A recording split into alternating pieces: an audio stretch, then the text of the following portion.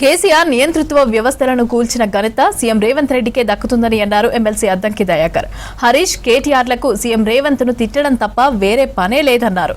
అబద్దాలతో CM Revanth Reddy కుటుంబాన్ని అబాస్పాలు చేస్తోందని fire అయ్యారు. బకాసూరులను కూల్చిన అర్జునుడు రేవంత్ రెడ్డి అన్నారు ఎమ్మెల్సీ అద్దంకి దయాకర్.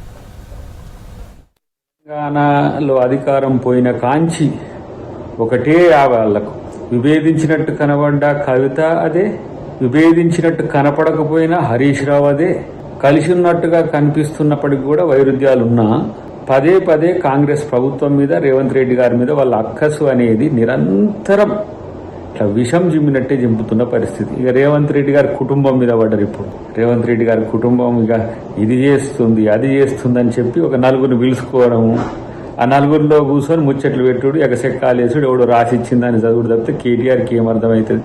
2.5 సంవత్సరాల్లో మొత్తం వ్యవస్థలను కూల్చిరని చెప్పి బాధపడిపోతుండే. అవునరా నాయన, నువ్వు ఏర్పరిచిన, నువ్వు నిర్మించుకున్న నియంత వ్యవస్థల్ని కూల్చింది రేవంత్ రెడ్డి. నీ ఆలోచనలో ఉన్న ఫ్యూడలిస్టిక్ అప్రోచ్ని డెస్ట్రాయ్ చేసి ఇప్పుడు పరిపాలనలో ప్రజాపాలన తీసుకురావడమే రేవంత్ రెడ్డి చేసిన లక్ష్యం. మరి మీ నాయన ఏం చేసిండు? ఉద్యమకారుడని చెప్పి ఉన్నదంతా దోసుకునే పనిగా మారిండు.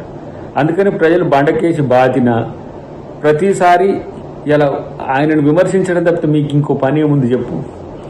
ఆయన పేరు పెట్టకుండా విమర్శిస్తాడు, నువ్వేం పేరు పెట్టి విమర్శిస్తాడు, ఇంకొక ఆయన పేరు పెట్టి పెట్టినట్టుగా విమర్శిస్తారు తప్పితే మీలో కొత్తదనం ఏముంది? బకాసురులై దోచుకుంటుంటే వచ్చిన నిజంగానే దానకర్ణుడు కాబట్టి ఇలా ప్రజలందరూ కూడా మిమ్మల్ని పక్కన పెట్టి ఆయనను ఎన్నుకున్నారు. కాబట్టి ఇంకా మీరు ఏమి వేషాలు వేసినా లేకపోతే ఎన్ని రకాల కథలు పడ్డా మిమ్మల్ని ప్రజలు నమ్మరు, మిమ్మల్ని జీరో చేసిండ్రు. ఇంకా చెప్పాలంటే ఆ శవానికి కళ్యాణం చేసినట్టుగా మీరు ఆ బీఆర్ఎస్ చుట్టూ ఏదో పూలు వేసుకుంటూ తిరుగుతూ ఉన్నారు. కానీ ఎప్పుడో బీఆర్ఎస్ బొంద మీద ప్రజలు పూలు వేసిండ్రు అనే విషయాన్ని గుర్తుంచుకుంటే మంచిది.